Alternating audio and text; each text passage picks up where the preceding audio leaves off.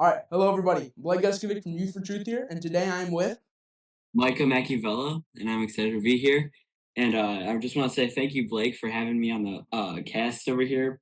I'm excited to get to it. Sweet. All right, so Micah, do you want to tell everyone what you're going to be doing this upcoming school year? Well, this upcoming school year, I'm gonna be honestly, I've been seeking the Lord for what He's been telling me to do recently, and I think we're gonna have a lot of just like more passages at school, and we're gonna have a lot more worship time. Really get connection with the Lord, and yeah, it should be a fun year, and what I'm excited for what the Lord has for us. So, I know, the Youth for Truth Bible study stuff is Mm, ramping up here. this- So, how do you think you'll be going about that? yeah, I'm excited to work with you and all the people that are in the community, and I think really like if we're consistent with what we're doing, and a lot of people will look forward to what we have, and yeah, it'll just be a great time, and I'm excited. I think I'm thinking about we should like have just like we set up some cameras and we do some worship and people can listen to that like in the car, or if they're getting ready for a sports game they can listen to ours some worship, and that'll be awesome. So I'm excited for what the Lord has for us this year. Entirely, yes. All right, so tell me a little bit about your walk with Christ. Oh my my walk with Christ. Well, I've always grown up in a Christian church.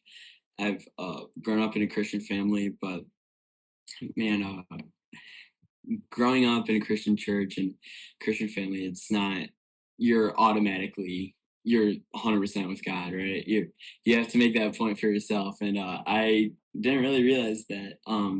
So I literally my entire elementary, I was like, I'll do it when I'm older, right? Like Mm. I just be a kid now. Like it doesn't matter what the Lord, and I regret it so much. And I went to a youth camp. It's called Camp Moed. It's actually my parents' youth camp in our church. And my first year there, like I've always gone because I had to. Like my parents run it. Like it's the church.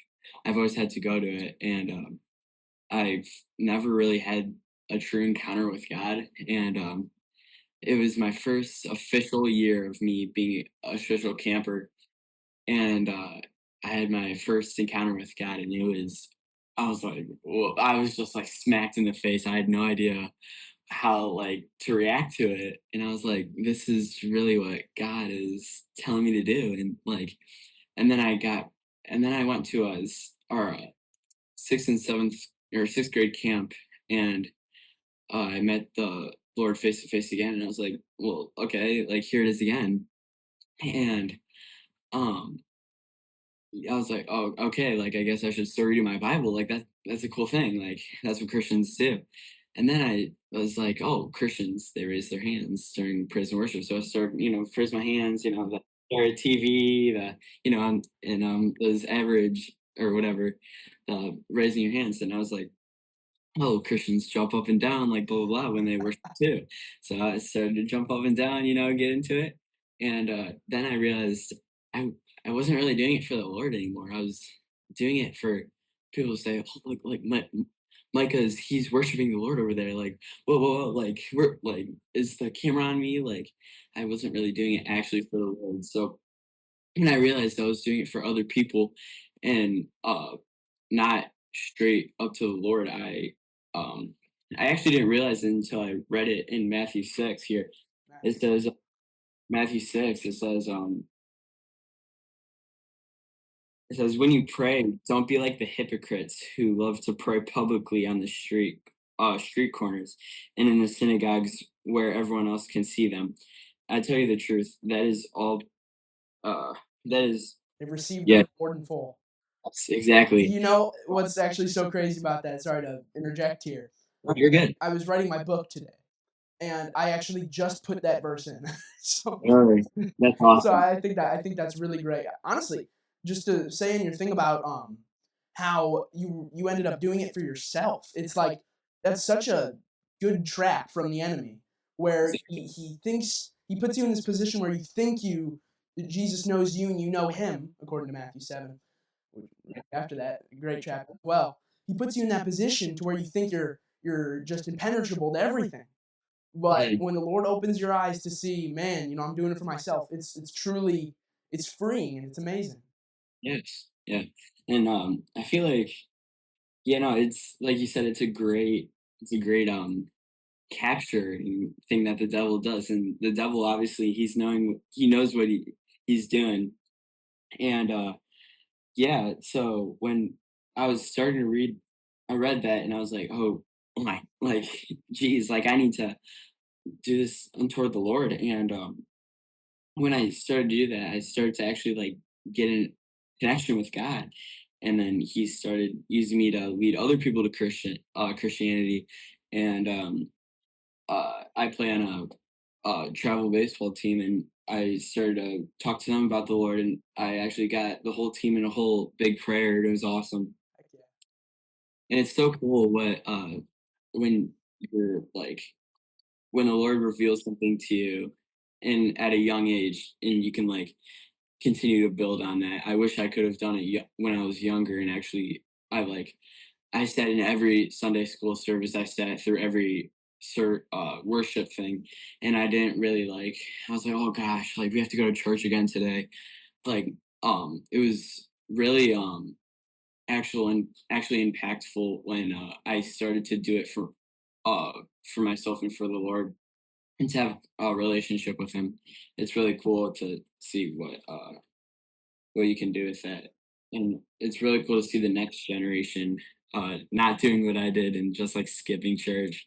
And it's actually cool to I saw a video today actually where this I think it was like a 6-year old girl. She was literally like I don't know, she was literally like preaching to this guy and it was amazing. It's amazing. Like you said about how you wish you didn't waste that time. What's so good about that? Because the Bible does say the Lord works all things for the good for those who love Him. Clearly, you love the Lord, and Mm, you can see now. It's of course you wish you would have done something in that time, but look now you have this past memory of I don't want to do that anymore. So now yeah, your entire future you're going to pivot from that, and yeah. you're not gonna waste any more time. Hopefully, God willing. That's great. All right, so I got a couple more. Oh wait, were you gonna say something else? I don't think there's anything else. So I got a couple more questions, and this one's a quicker one. How did you first hear about Youth for Truth? I heard about Youth for Truth actually from you, at school one time. You were bringing it around, and the crazy thing is, the previous day before you told me about your thing, I had a dream about some guys starting a not a YouTube channel. Oh yeah, sorry, a YouTube channel, and it was about the Lord, and I was like, man, that's I woke up the next day and I was like, "That's, like, pretty cool." Like, that's a cool thing to start, and then you told me about That. Come on, that's amazing. I never knew um, that. and then, yeah, and then you told me about it, and I was like, "Man, this is really the Lord's provision and path," and I'm excited to see where this goes, That's and, great. Thank you. yeah, How did I you know, I how did you I ever told hear that? yeah, no, That's crazy. So yeah. yeah, um, so we kind of went over this a little bit. What particularly inspired you to get involved with all this stuff? Like specifically inspired you to for this upcoming year start a Bible study? Inspired you to lead that prayer at your baseball uh, meetup? Yeah, no, it's, really I don't know, it's this weird feeling, it's where, like, I have to do something, like, when I know that people that, like, for instance, atheists or just any non-Christian, if that they're going to hell and they're not gonna have the opportunity to come back to the Lord, it's really, like, I don't know, it kinda just, like, makes my heart heavy, so Mm. re it really, like no, it makes me feel like the Lord is, like, rejoicing. It says, like, some forgot, I think it's in Hebrews or something, where the angels are rejoicing and singing and playing their trumpets. I think that is Hebrews. I'm pretty confident it's Hebrews. When we're doing something like of ministry, and it just brings back to worship. Like we should, like, even if it's not, like, I don't know, worship doesn't have to be like praise our hands in church, Mm. jump up and down. Like worship is, I don't know, like It's from the heart. it's from the heart. Picking up something for your mom, picking up clothes, picking up trash in the hall, doing your best on your homework, and doing the best of your ability that God gave you. That I'm not saying I'm perfect at this.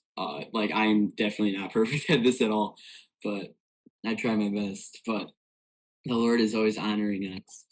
So yeah. No, that's amazing. So once again, if we've already talked a little bit about this, but what has God been teaching you lately? Man, what has God been teaching me?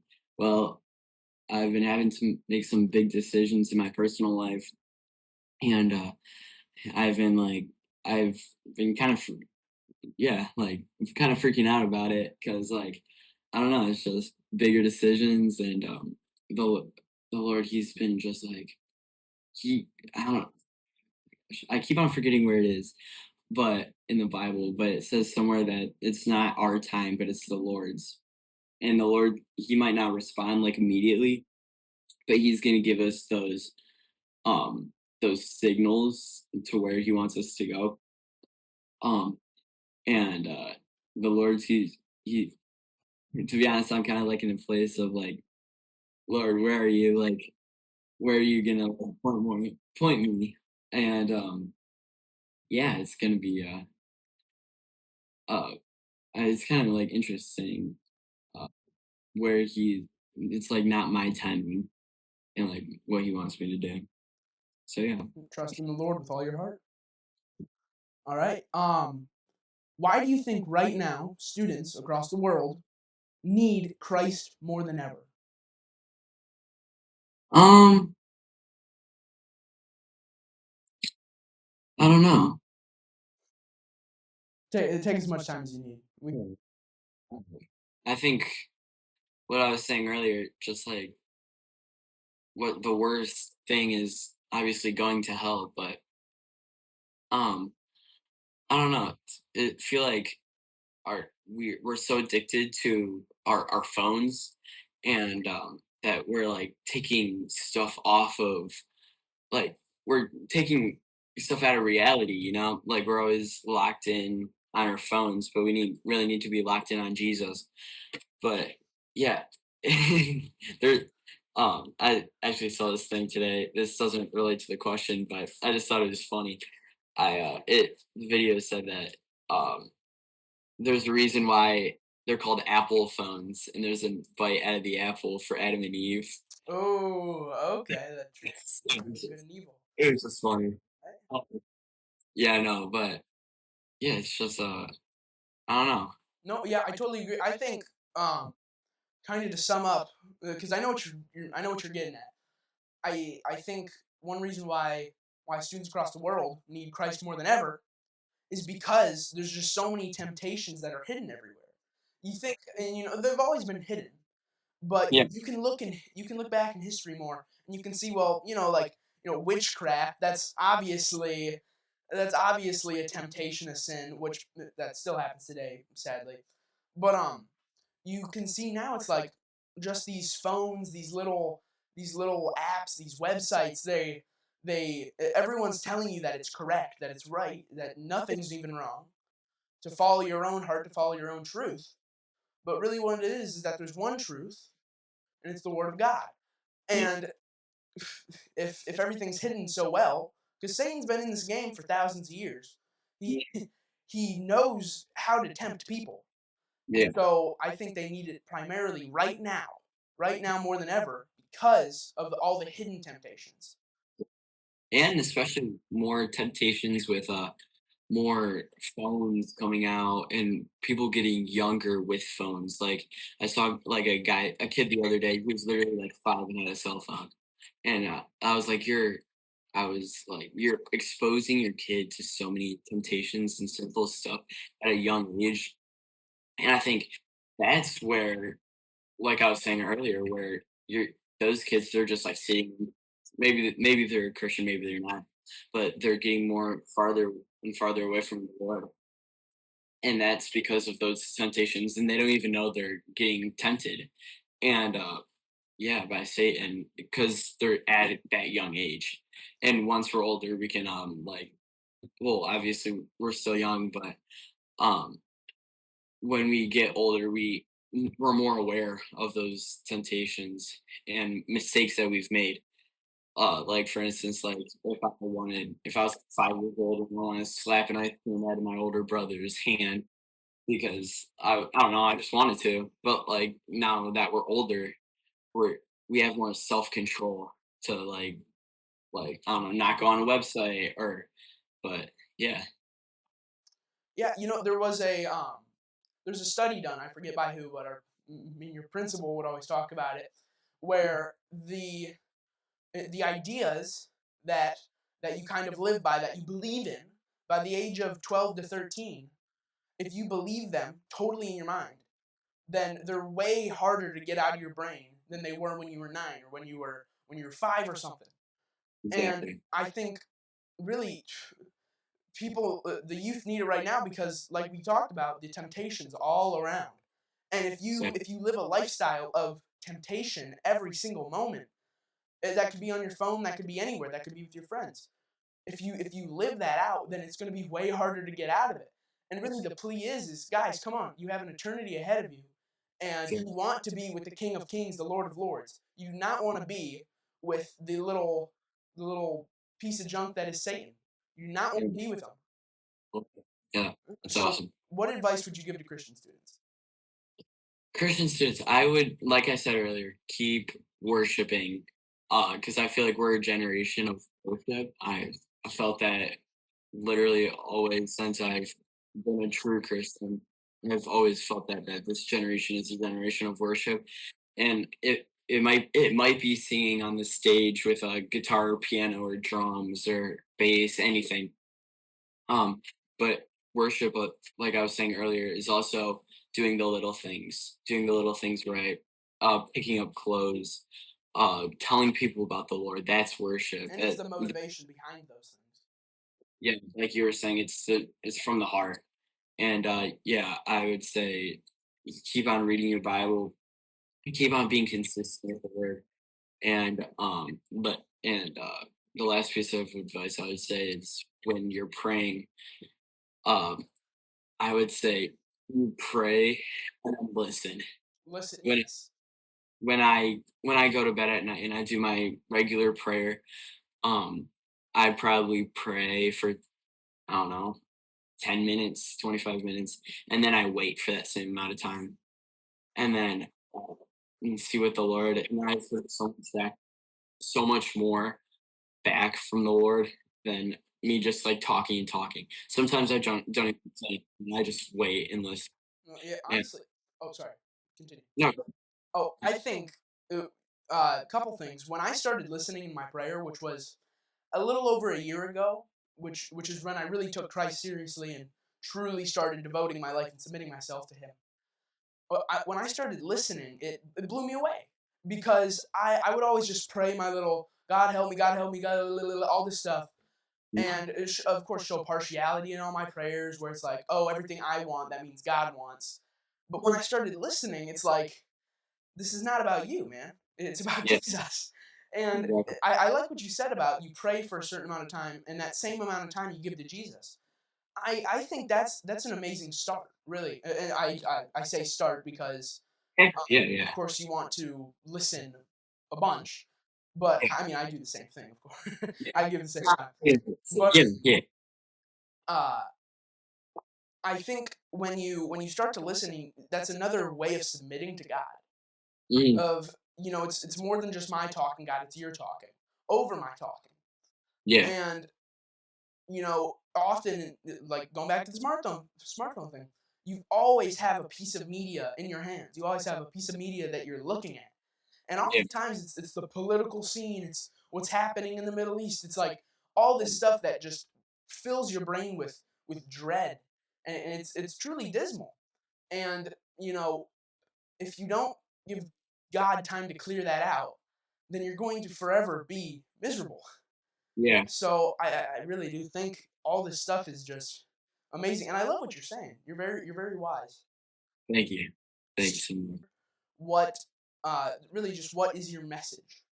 Um, I would say the last thing before uh before I leave is I would say lay it down. 3 words, lay it down. Lay all your sins down and lay all the stuff that is holding you back.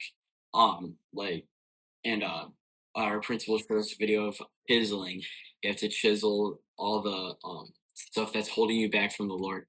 Lay it down at the cross and yeah, like even if that's a friend that's I don't know, like I don't know, doing sinful stuff. Um, like step away from that friend and lay your friend down at the cross. Not literally, not don't grab your friend down, but no, like step away from that because that's probably no, it not probably it is holding you back from the stuff that the Lord has for you. And, no, it's just I would say lay it down is what I would say. I couldn't agree more. All right. Thank you, Micah. Thank you all Thanks. for watching, and God bless. I love.